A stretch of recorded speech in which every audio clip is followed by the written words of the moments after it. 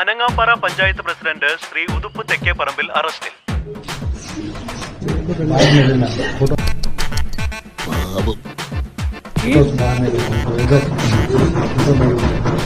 ഇത്രയും വലിയ ഗതികെട്ടവൻ ഈ ലോകത്ത് വേറെ ആരെങ്കിലും ഉണ്ടാവും എന്റെ കർത്താവേ.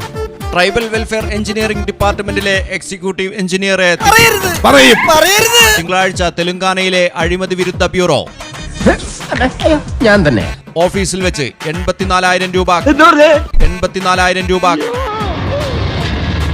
കൈക്കൂലി വാങ്ങുന്നതിനിടെ കയ്യോടെ പിടികൂടി. നേരത്തെ തോന്നി.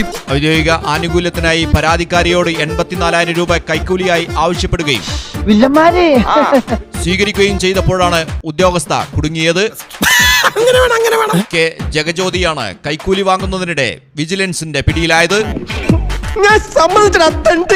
ഇവരുടെ വലതു കൈവിരലുകൾ ഫിനോഫ്തലിൻ പരിശോധനയിൽ പോസിറ്റീവാണെന്ന് കണ്ടെത്തി. ഒടുവിൽ കുറ്റസമ്മതം നടത്തി അല്ലേ? കുറ്റാരോപിതയായ ഉദ്യോഗസ്ഥയുടെ കയ്യിൽ നിന്നും കൈക്കൂലി തുക കണ്ടെടുക്കുകയും ചെയ്തു.